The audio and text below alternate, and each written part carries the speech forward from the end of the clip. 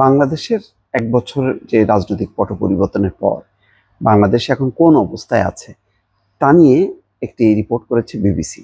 তার প্রতিবেদন হচ্ছে হাসিনা উত্তর বাংলাদেশে এক বছর পর উল্লাস, সামনে কঠিন পথ। তার মানে আহ, এখন গত 5 তারিখে নানা আয়োজন করা হলো, কেন্দ্রীয়ভাবে ঘোষণাপত্র পাঠ করা হলো, বেশ চারিদিকে উল্লাস আছে। কিন্তু এটি কি শেষ? শঙ্কা কি নেই? শঙ্কা আছে। যেমন একটা রাজনৈতিক শঙ্কা আছে যে নির্বাচন নিয়ে যেমনভাবে উচ্ছ্বাস বিএনপির মধ্যে, তেমনিভাবে জামাত বা এনসিপির মধ্যে দেখা গেল না।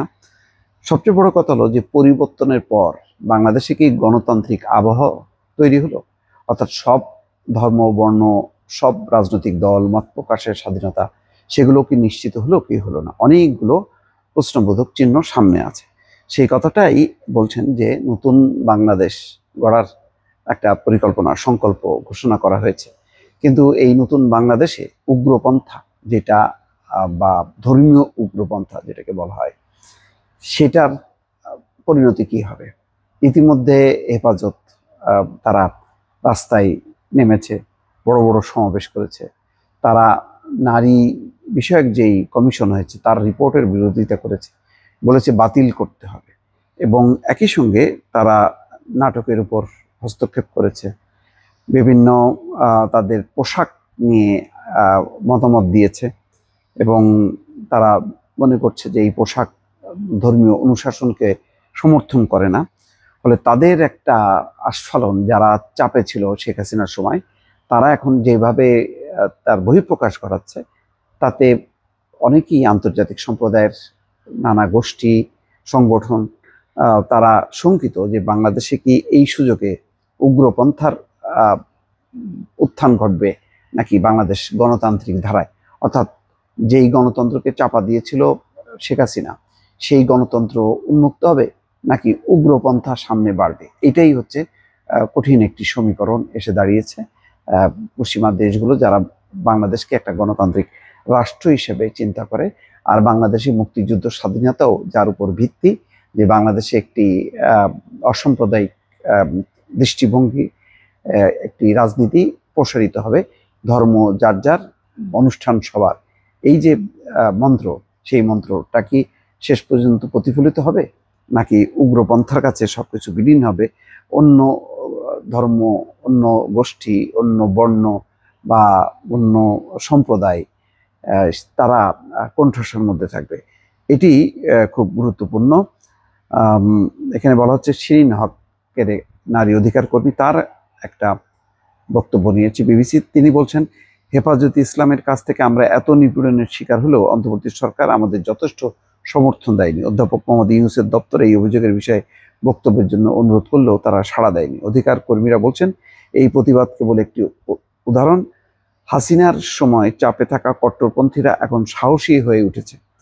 তারা কিছু এলাকায় নারীদের ফুটবল খেলার বিরোধিতা করছে, নারী তারকাদের বাণিজ্যিক অনুষ্ঠানে অংশ নেওয়া বন্ধ করতে বলছে, এবং পোশাকের কারণে জনসমক্ষে নারীদের হয়রানি করছে।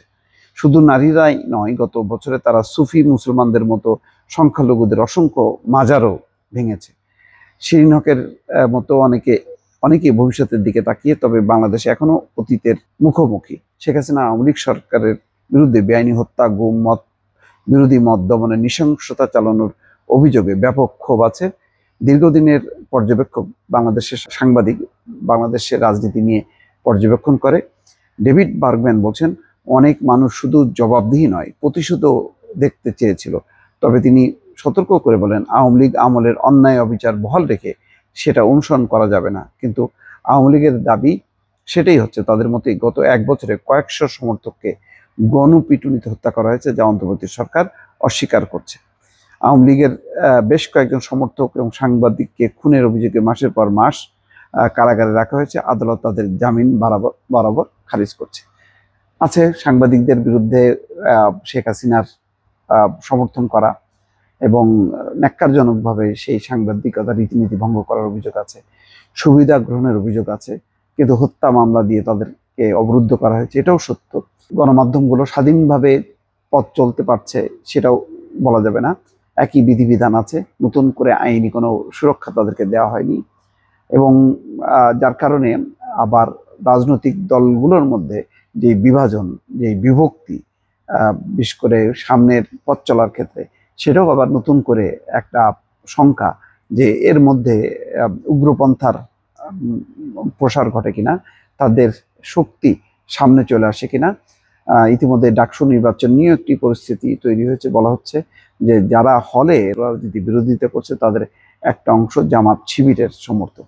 সব মিলিয়ে এখন এবং সামনে নির্বাচন, সবচেয়ে গুরুত্বপূর্ণ হচ্ছে সামনে নির্বাচনটা অবাধ নিরপেক্ষ হবে কিনা, প্রশাসন সুষ্ঠুভাবে করতে পারবে কিনা, শেখ হাসিনা আওয়ামী লীগ অংশগ্রহণ করতে না পারলেও বাকি সব দলগুলো নির্ভয়ে সেখানে পার্টিসিপেট করতে পারবে কিনা, অনেকগুলো প্রশ্ন কিন্তু সামনে রয়েছে। দর্শক ভালো থাকবেন, আল্লাহ হাফিজ।